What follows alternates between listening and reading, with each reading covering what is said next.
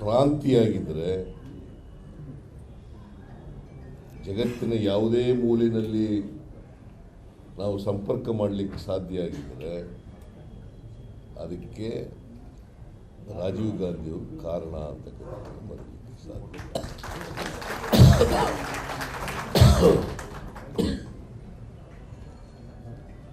ರಾಜೀವ್ ಗಾಂಧಿಯವರು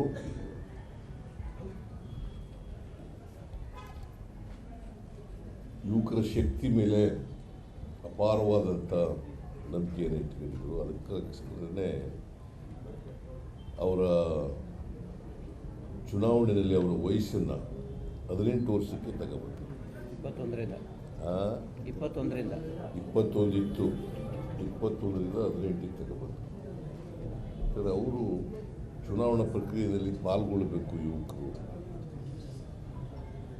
ಆ ಮೂಲಕ ದೇಶದಲ್ಲಿ ಬದಲಾವಣೆಯನ್ನು ತರಬೇಕು ಅಂತೇಳಿ ಯುವಕರಿಗೆ ಅವರ ವೋಟಿಂಗ್ ರೈಟ್,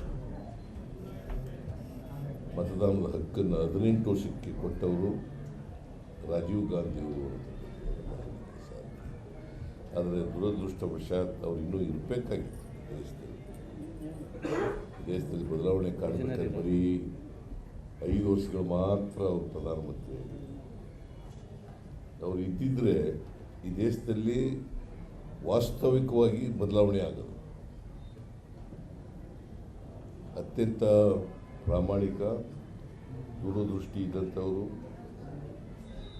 ದೇಶದ ಬಗ್ಗೆ ಕಾಳಜಿ ಇದ್ದಂಥವರು, ಸಮಾಜದ ಬಗ್ಗೆ ಕಾಳಜಿ ಇದ್ದಂಥವರು, ಅವರು ನಮ್ಮನ್ನು ಭಾಳ ಚಿಕ್ಕ ವಯಸ್ಸಲ್ಲಿ ಆಗಿದ್ದರು. ದೇವರಾಜ ಅರಸರವರು ಕೂಡ ಸುಮಾರು 2072ರಿಂದ 80ರವರೆಗೆ ಈ ರಾಜ್ಯದ ಮುಖ್ಯಮಂತ್ರಿಯಾಗಿ 72ರಿಂದ ಭಾಳ ದೀರ್ಘಕಾಲ ರಾಜ್ಯದ ಮುಖ್ಯಮಂತ್ರಿಯಾಗಿ ಈ ರಾಜ್ಯದ ಆಡಳಿತ ಚುಕ್ಕಾಣಿಯನ್ನು ಹಿಡಿದಿದ್ದರು. ಅವರನ್ನು ನಾವು ಸಾಮಾಜಿಕ ನ್ಯಾಯದ ಹರಿಕಾರ ಅಂತಲೂ ಕೂಡ ಕರಿತೀವಿ. ಯಾಕೆಂತಂದರೆ ಅವನೂರು ಆಯೋಗವನ್ನು ರಚನೆ ಮಾಡಿ ಹಿಂದುಳಿದವರಿಗೆ ಮೀಸಲಾತಿಯನ್ನು ಕೊಟ್ಟವರು ಶಿಕ್ಷಣದಲ್ಲಿ ಮತ್ತು ಉದ್ಯೋಗದಲ್ಲಿ. ಆಮೇಲೆ ಸಮಾಜದ ಕಡೆಯ ಮನುಷ್ಯನಿಗೂ ಕೂಡ ಯಾರು ನಿರ್ಲಕ್ಷ್ಯಕ್ಕೆ ಒಳಗಾಗಿದ್ದರು, ಹಿಂದುಳಿದವರು, ದಲಿತರು, ಅಲ್ಪಸಂಖ್ಯಾತರು, ಅವರನ್ನು ಅವರಿಗೆ ರಾಜಕೀಯವಾಗಿ ಗುರುತಿಸಿ ಅವರಿಗೆ ಚುನಾವಣೆಯಲ್ಲಿ ನಿಲ್ಲಲಿಕ್ಕೆ ಅವಕಾಶವನ್ನು ಕಲ್ಪಿಸ್ಕೊಟ್ಟಂಥವ್ರು. ಅವರೆಲ್ಲರೂ ಕೂಡ ಇವತ್ತು ವಿಧಾನಸೌಧದ ಮೆಟ್ಟಿಲು ಹತ್ತಿದ್ರೆ ಯಾರು ವಿಧಾನಸೌಧ ಮೆಟ್ಟಿಲು ಹತ್ತಕ್ಕೆ ಸಾಧ್ಯನೇ ಇಲ್ಲ ಅಂತ ಇದ್ರು, ಅಂಥವರೆಲ್ಲರೂ ಕೂಡ ವಿಧಾನಸೌಧದ ಮೆಟ್ಟಿಲನ್ನು ಹತ್ತಿಸ್ತಕ್ಕಂಥ ಕೆಲಸವನ್ನು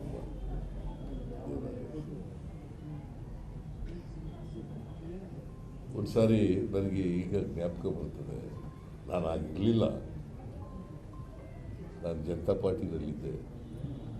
ದೇವರಾಜ ಅರಸನವರು ಇರುವಾಗ ಜನತಾ ಪಾರ್ಟಿನಲ್ಲಿದ್ದೆ. ಅಲ್ಲ, ನಾನು ಸೋಷಲಿಸ್ಟ್ ಪಾರ್ಟಿನಲ್ಲಿದ್ದೆ. 72ನಲ್ಲಿ ದೇವರಾಜ ಅರಸನವರು ಚೀಫ್ ಮಿನಿಸ್ಟರ್ ಆದಾಗ, ಆಮೇಲೆ ಜನತಾ ಪಾರ್ಟಿನಲ್ಲಿ. ಒಂದು ಸಾರಿ ದೇವರಾಜ ಅರಸನವರು KPCC ಅಧ್ಯಕ್ಷರಾಗಿರುವಾಗ ಜಾಫರ್ ಶರೀಫ್ ಅವರಿಗೆ ಟಿಕೆಟ್ ಕೊಡ್ತಾರೆ. ನಾಗರತ್ನಮ್ಮನವರು ಇದ್ದರು ಆಗ, ಅದಕ್ಕೆಲ್ಲ ಬಂದಿದ್ದು ಹೇಳ್ತಾ ಇದ್ದಿದ್ದು.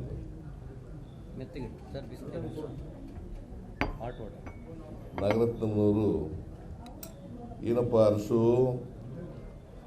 ನೀನು ಜಟ್ಗಾ ಸಾಬ್ರಿಗೆ ಬೇರೆ ಯಾರ್ಯಾರಿಗೆಲ್ಲ ಟಿಕೆಟ್ ಕೊಟ್ಬಿಡ್ತೀಯಲ್ಲ ನೀನು. ಜಟ್ಗಾ ಗಾಡಿ ಓಡಿಸೋರಿಗೆಲ್ಲ ಟಿಕೆಟ್ ಕೊಡ್ತೀಯ.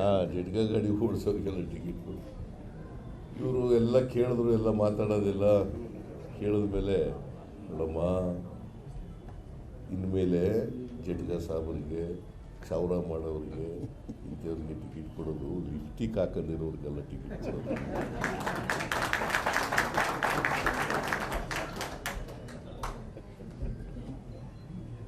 ಪತ್ರಿಕೆಲೆಲ್ಲ ಬಂದಿತ್ತು. ಆಗ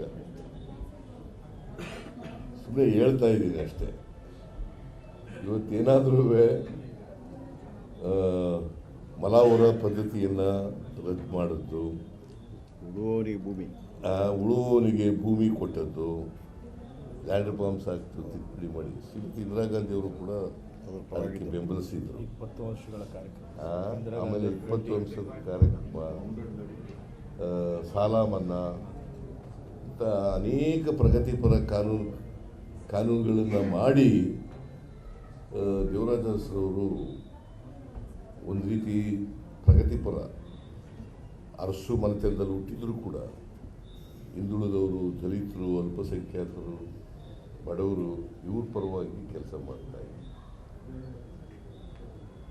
ಹಾಗೆಯೇ ಕಾಂಗ್ರೆಸ್ ಯಾವಾಗಲೂ ಕೂಡ ಸಮಾಜದಲ್ಲಿ ಬದಲಾವಣೆಯನ್ನು ಬಯಸಿರ್ತಕ್ಕಂಥ ಪಕ್ಷ. ಅಸಮಾನತೆ ಹೋಗಬೇಕು.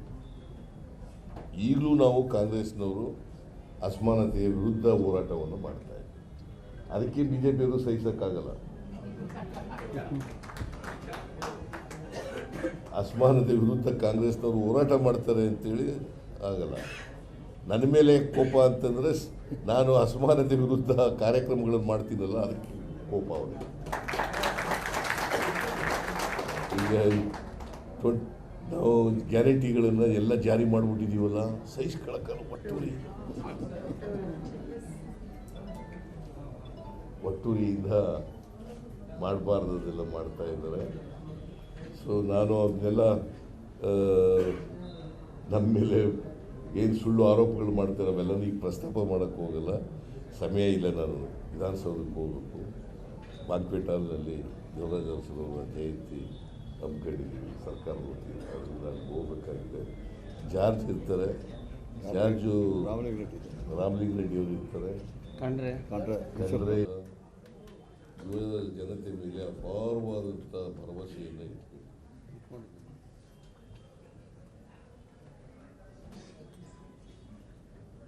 ಮತ್ತು ಈ ದೇಶದಲ್ಲಿ ವಿಜ್ಞಾನ ಮತ್ತು ತಂತ್ರಜ್ಞಾನ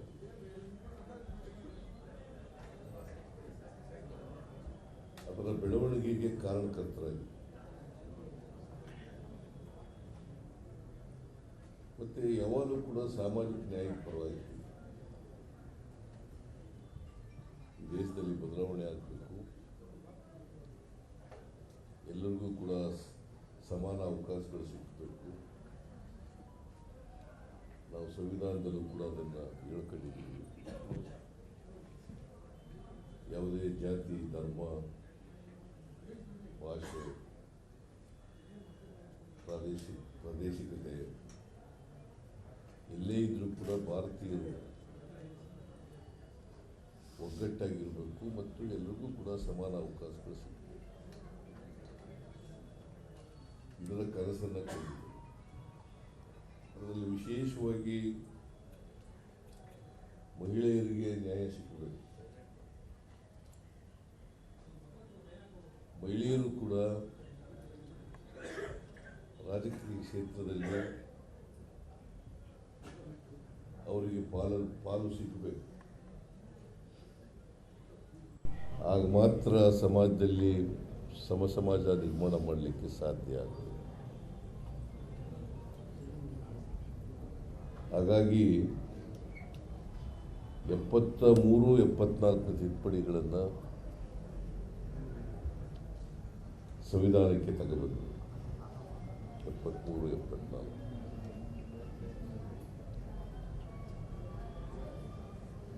ಸ್ಥಳೀಯ ಸಂಸ್ಥೆಗಳಲ್ಲಿ ಮಹಿಳೆಯರಿಗೆ ಮೀಸಲಾತಿ ಸಿಗಬೇಕು. ಅಂದರೆ ರಾಜಕೀಯ